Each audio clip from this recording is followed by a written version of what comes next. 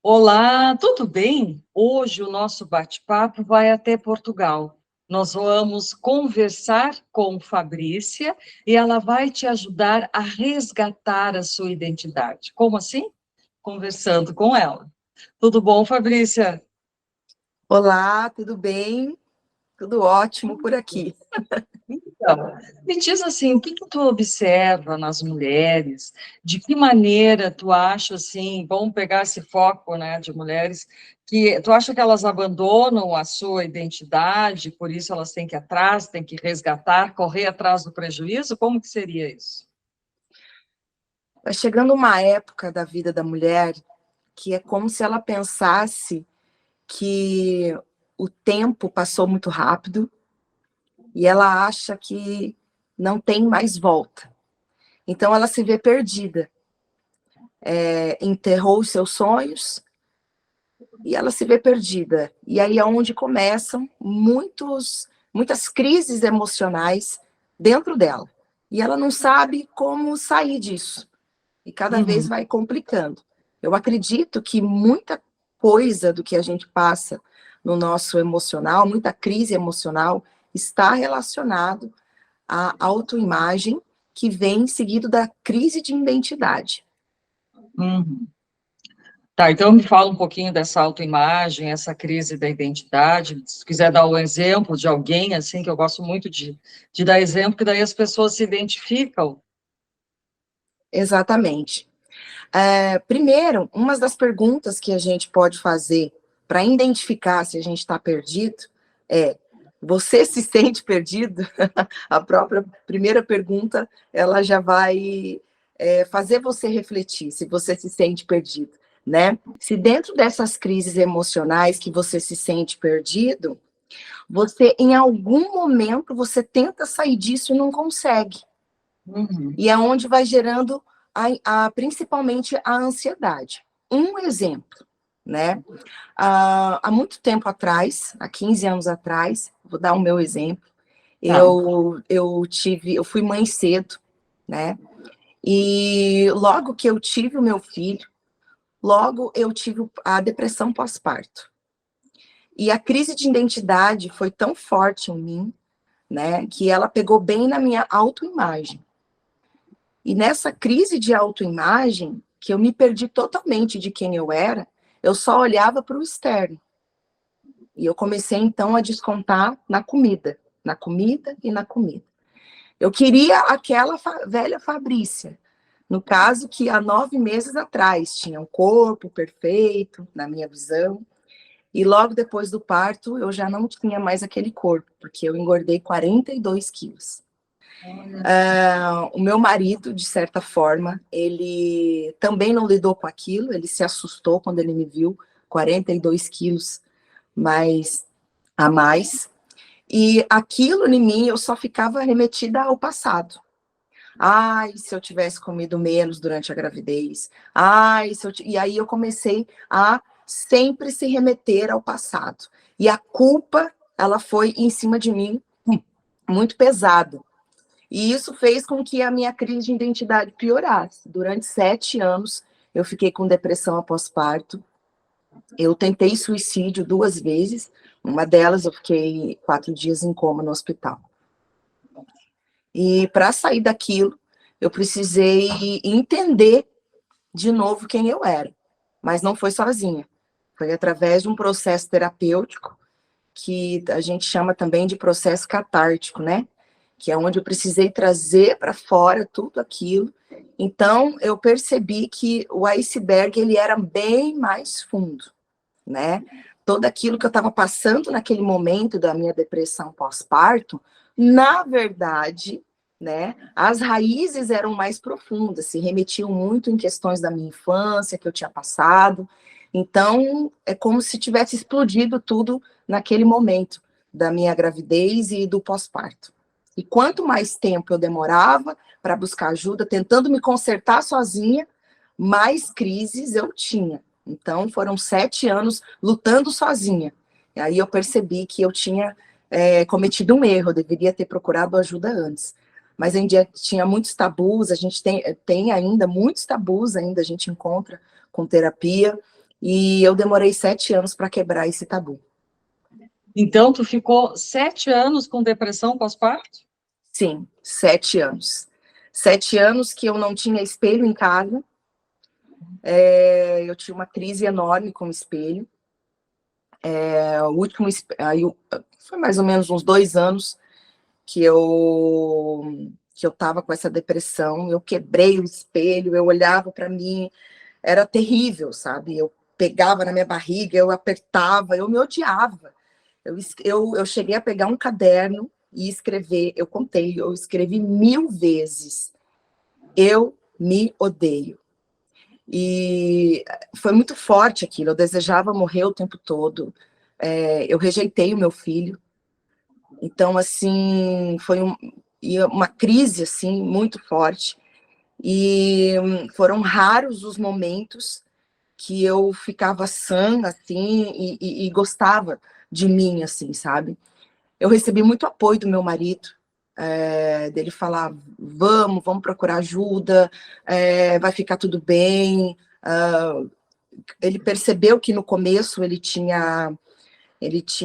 não tinha reagido bem, então logo depois que eu tentei o suicídio, então ele entendeu que ele tinha que me ajudar e ele tinha que fazer esse papel de me impulsionar, senão ele ia me perder.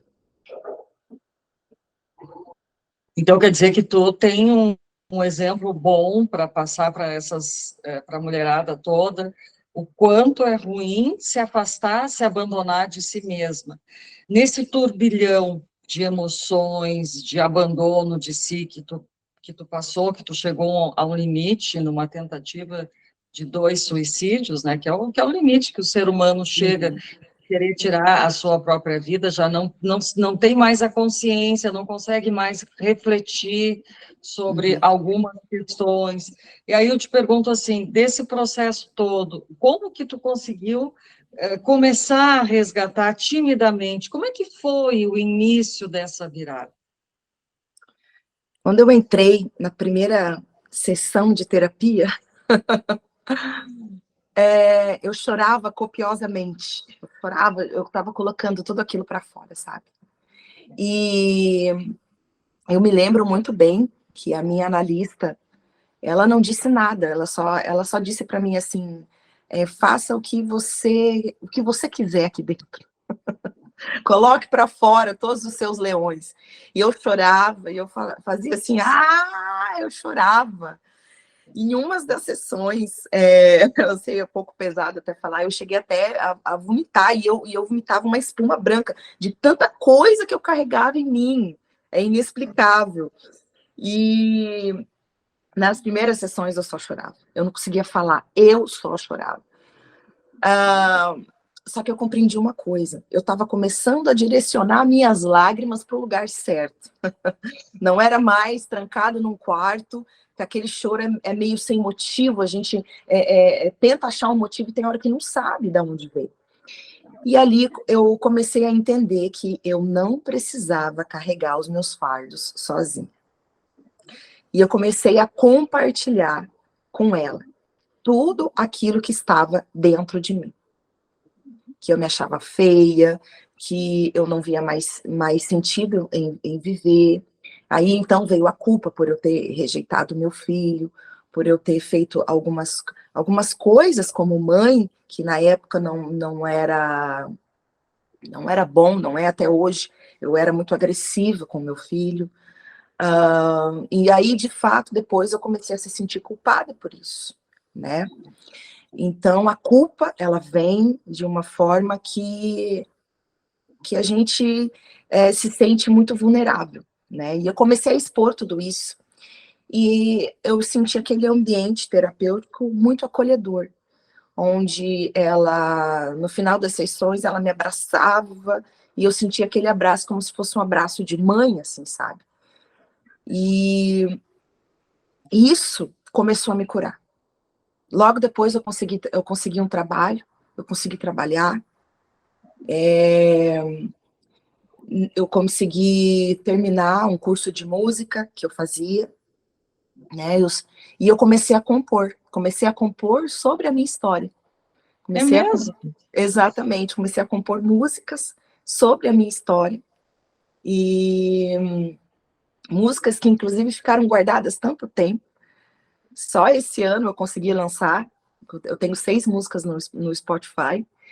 E você vê, hoje eu vejo o propósito de tudo isso. O propósito da minha dor. E naquela época eu já escrevia, eu já colocava no papel, porque ela falou para mim, sabe? A minha terapeuta, ela disse assim, começa a escrever tudo o que você está sentindo, começa a ressignificar isso. Eu contei para ela no caderno que eu tinha escrevido 1000 vezes que eu me odiava. Ela falou, pois agora você vai pegar um novo caderno e você vai escrever 1000 vezes que você se ama. Olha que bacana, que legal. Uma boa dica para quem está nos escutando agora, né? Fazer isso, mudar Exato. o sentido, mudar o propósito, como tu fala. Tu tem que descobrir o teu propósito. Aí tu descobriu, tu começou daí a melhorar a tua autoimagem, pelo que tu está falando. Aí tu Exatamente. começou a voltar a ser aquela Fabrícia de antes, como é que ela era? Tu tinha uma boa conexão com ela ou A, mais ou menos? A Fabrícia de antes é uma Fabrícia extrovertida, super criativa, com uma risada escandalosa, conta piada sem graça para todo mundo. É uma pessoa autêntica. E eu tinha realmente perdido isso. Eu virei, de uma hora para outra, introvertida e uma pessoa tímida que não queria chegar nos lugares e não queria mais que ninguém me visse, queria ficar escondida. Nesse processo de escrever 1000 vezes que eu me amava, eu entendi uma coisa, que uma mentira contada várias vezes, ela vira verdade. Então, nós temos a missão. Quando a gente entende que a gente está perdida na nossa identidade, e a gente olha para a gente e fala assim, ó, eu decido me resgatar novamente, quero meu poder de volta. Quando você entende isso, né, então você tem a missão de contar a verdade várias vezes para que o teu inconsciente acredite e a verdade ela tome de fato o seu lugar. Acho que não sei se ficou um pouco confuso, mas é mais ou menos isso que aconteceu nesse processo comigo. Eu tive, para ressignificar, eu tive que ir contando a verdade sobre mim, porque eram muitas mentiras que eu estava acreditando acerca de mim mesmo.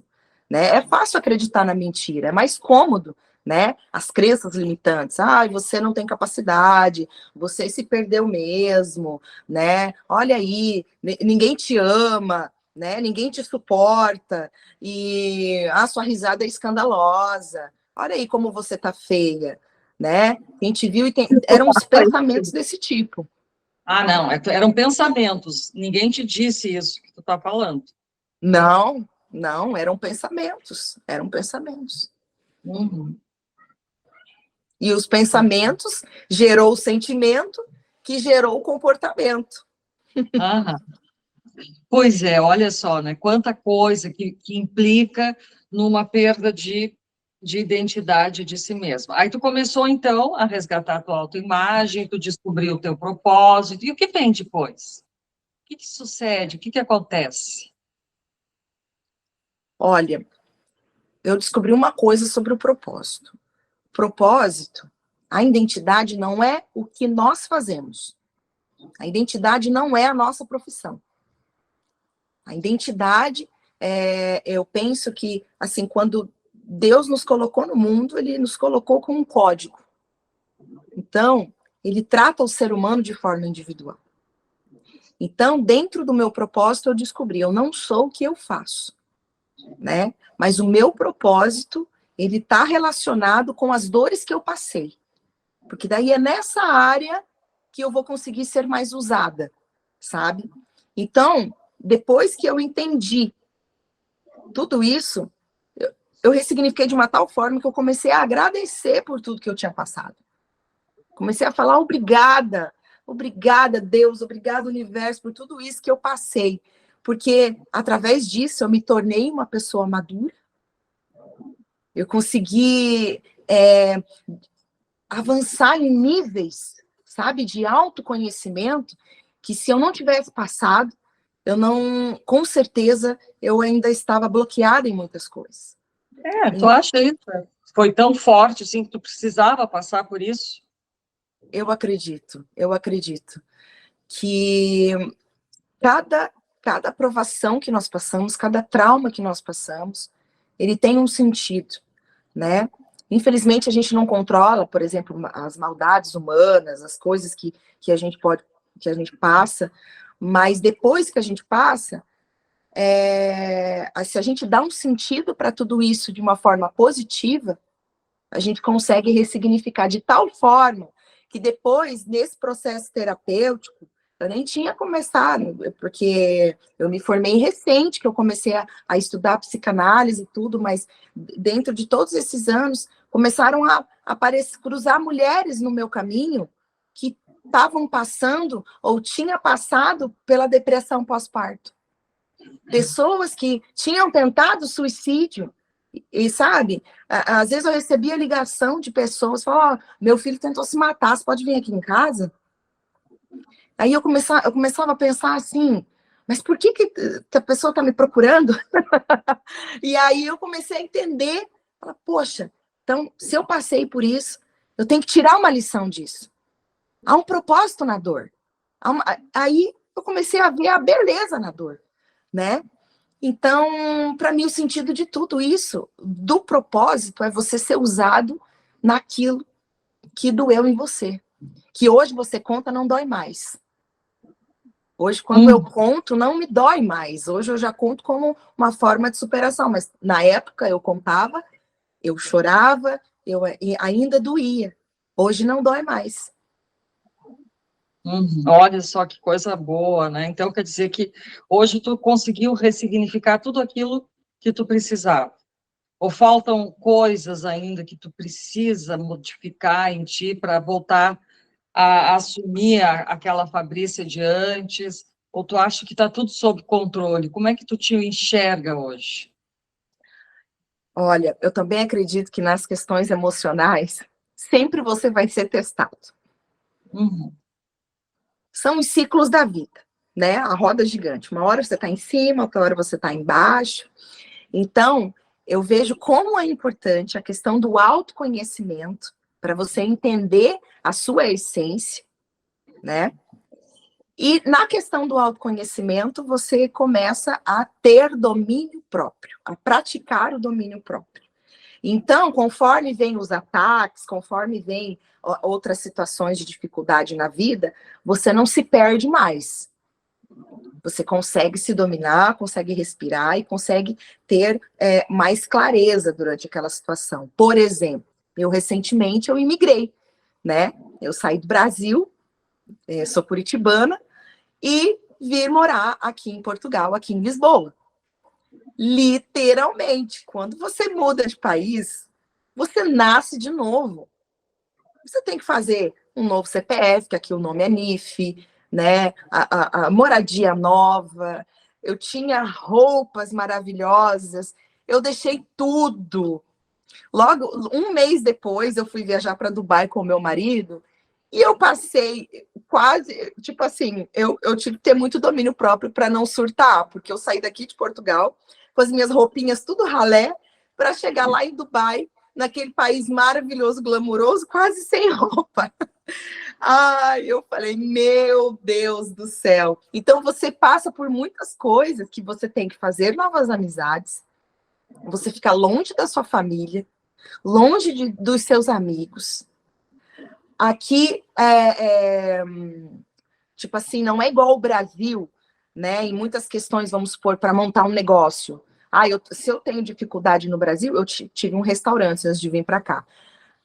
Quando eu montei o restaurante, eu fui montando assim, aos pouquinhos e tal. Aqui não é desse jeito.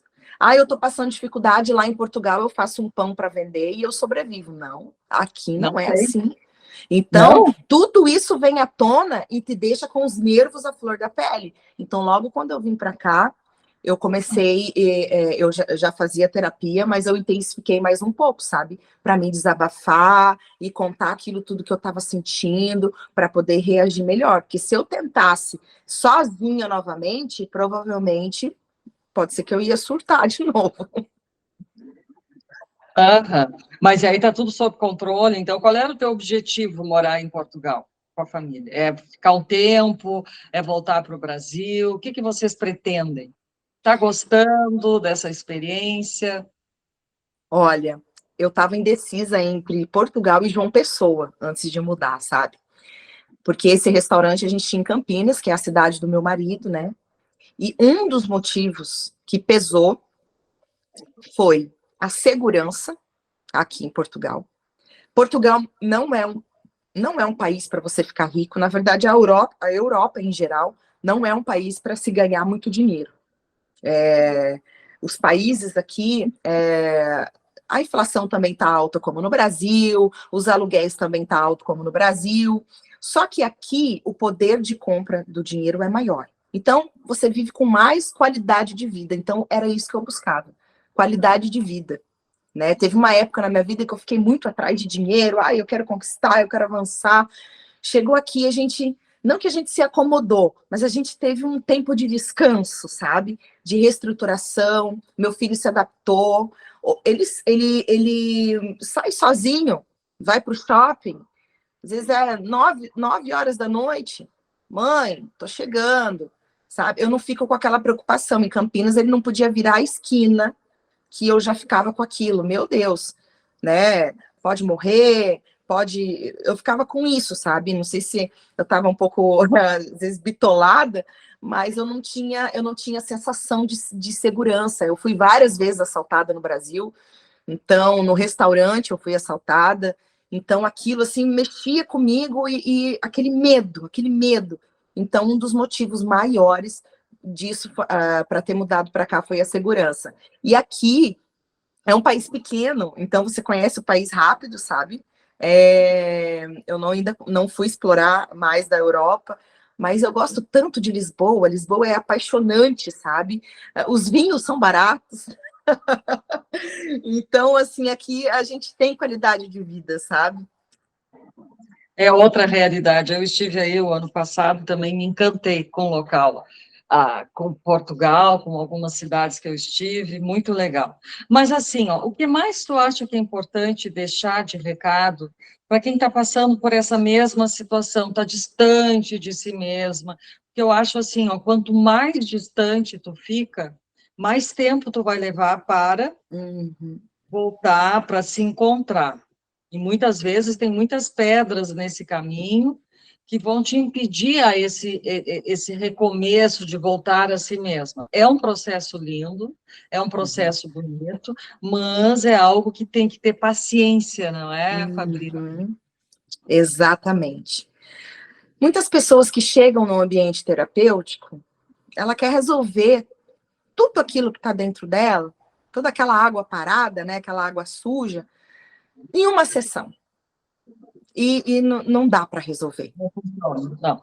Primeiro, não somos nós que resolvemos, mas a pessoa ela tem que ter paciência. Eu sempre digo, ter paciência. Foi o que eu tive. Eu fui subindo degrau por degrau, degrau por degrau. E contemplando as minhas evoluções, porque a gente tende a olhar só para o negativo, só para o abismo, mas no meio disso tudo também existem as coisas boas que aconteceram. Então, uma das coisas que eu comecei a praticar muito foi a arte da contemplação e a conexão, a espiritualidade, me conectar mais com o divino. Eu tinha perdido isso, né? E nesse trabalho de reconexão, a arte da contemplação, ela me trouxe um espírito grato. E observar os detalhes. Isso ajudou muito a mudar os meus pensamentos. Então, não quer dizer que hoje eu não tenho mais pensamentos ruins. Eles vêm. Só que daí você consegue ressignificar mais através da arte da contemplação. Vou te dar um exemplo. Eu estava aqui um dia, eu precisava ir atrás de um documento. E aqui em Portugal é assim, você tem vários núcleos, né, que se chama finanças. Você vai nas finanças de um bairro, se o atendente for com a sua cara, ele pode resolver o seu problema. Se ele não tiver num bom dia, ele vai olhar para você e vai falar assim, não tem como resolver isso, é só pela internet. Só que daí você vai na internet, o site está congestionado. Você tenta ligar? Impossível. Aí você vai em outras finanças de outro bairro, ele diz assim, não, tá tudo errado isso aqui, só preencher esse formulário, eu resolvo aqui agora para você. Olha Então, só. cada lugar, eles dão uma informação. Então, desgasta muito a sua energia. E eu lembro que eu já tinha ido, nossa, em 6 bairros diferentes, 6 finanças para resolver um documento que eu precisava. Eu estava, assim, muito triste naquele dia. E eu peguei o autocarro, o ônibus, né, aqui, e na hora eu estava, assim, focada no celular. E como se veio aquele pensamento, você não está mais praticando a arte da contemplação? Eu falei, puxa, é mesmo, né? Aí eu comecei a ver o ônibus passar. Aí comecei a ver umas árvores tão lindas, sabe? A hora que eu desci do ponto, assim, tinha uns passarinhos na praça, né? Aí eu respirei fundo. Aquilo me trouxe um alívio. Eu já não estava mais com o meu pensamento negativo focado assim, eu vou chegar lá, vai ser mais um atendente que não vai resolver o meu problema. Uhum. Aí você consegue mudar a sua energia. Aquele sentimento ruim, ele começa a mudar de uma hora para outra. E aí, então, no caminho até eu chegar às finanças, quando eu cheguei, eu pensei assim, mesmo se meu problema não for resolvido, eu já estou com a energia mudada. E, de fato, se você ressignifica a sua energia, a solução já vai na frente. Quando eu cheguei lá, eu não precisei falar quase nada. Veio uma mulher, ela olhou para mim e falou, o que você precisa? Eu preciso de tal coisa. Ah, eu vou resolver para você, eu ainda tenho senha. Falei, nossa, se eu soubesse, eu tinha vindo aqui primeiro. Mas a gente precisa, mais uma vez, a gente precisa passar pelos caminhos tortuosos para que a gente possa aprender a ressignificar, a dominar as emoções. E foram inúmeras situações aqui que eu precisei usar a minha inteligência emocional, porque, de fato, existem ambientes aqui que são bem difíceis. Tu vê, né? Não, mas isso é muito importante, que às vezes a pessoa está tão perdida, está tão desorientada, que ela já nem se dá conta do que ela está fazendo, e com certeza a energia fica densa, porque tu está naquela situação, tu não consegue nem respirar direito, não consegue raciocinar, então isso é muito importante, modifica. Tu modificando a tua energia, tu modifica até o ambiente à tua volta. Tudo é energia. Mas assim, ó, Fabrícia, para a gente encerrar, o que que tu acha que é importante, que tu não falou ainda, para deixar de dica para essas mulheres que estão nos escutando, que também podem estar passando por isso? Sim. Então, acredito que o primeiro passo é você reconhecer que você está perdida. Não tenha vergonha de reconhecer que você está perdida. Não tenha vergonha de olhar para dentro de você. Você vai precisar agora estar disposta a investir tempo em você. Parar de olhar para o externo, porque nessa questão da perca de identidade, nós também temos muitas influências da sociedade que nós vivemos, né? A ditadura da beleza e muitas outras coisas, que construiu a mulher como, né, a super mulher maravilha, que tem que aguentar tudo. Então, engloba muitas coisas, né? Então, fora os nossos traumas que a gente passou, né, que está guardado aqui dentro, tem as questões externas também, né? Então, você vai precisar gastar tempo, investir em você, nesses atos de reflexão. Esse é o começo do processo catártico. De você começar a trazer à tona essas reflexões mais profundas, que muitas vezes parece clichê, muitas vezes parece que você vai estar filosofando aos ventos, e não. Você vai precisar olhar para dentro de você. Uma das coisas que eu falo para os meus pacientes é: compre um caderno, você vai precisar de um caderno em branco, uma caneta ali é só sua. Se você teve diário quando você era criança, você vai voltar a ter um diário. É onde você vai anotar as suas dores e as suas evoluções, insights que você tem ali, ou seja, você vai precisar gastar tempo para refletir, para fazer perguntas, duvidar de tudo aquilo que tem te massacrado. Quando você duvida, peraí, eu sou assim mesmo? Eu fazia perguntas assim, vinha aquele pensamento, ó, você tá horrível hoje. Peraí, eu sou horrível mesmo? Quando você desperta a dúvida, logo já vem a resposta. Realmente, eu não sou assim. Que é como se tivesse duas vozes conversando dentro da gente, né? Qual a gente vai escutar? Já dizia que tem uma poesia que fala: há dois lobos dentro de mim, um do ódio e o outro do amor. Um deles vai sobreviver, depende de qual eu alimentar. Perfeito, Fabrício. Então, assim, você que está nos escutando, primeiro reconheça que você está precisando de ajuda. E, se possível, vá buscar fazer uma terapia, que isso vai te ajudar muito. Mas agora, o que você pode fazer? Comece a olhar para si mesma, invista em você, para de estar só agradando os outros, fazendo o que os outros querem, né? Olha o que a Fabrícia trouxe aqui de exemplo de si mesma, o quanto ela se abandonou, o quanto ela sofreu com tudo isso, inclusive teve uma situação de risco, ela poderia ter perdido a sua própria vida. Então, você não precisa passar por isso, você pode agora mesmo começar a mudar. Escute de novo esse vídeo que você vai observar que tem pontos super interessantes, que vai ser bem bom para essa sua mudança. Beijo, Fabrícia, muito obrigada. Eu que agradeço pelo convite. Muito obrigada, Rosana. Prazer conversar com você, viu? Beijos.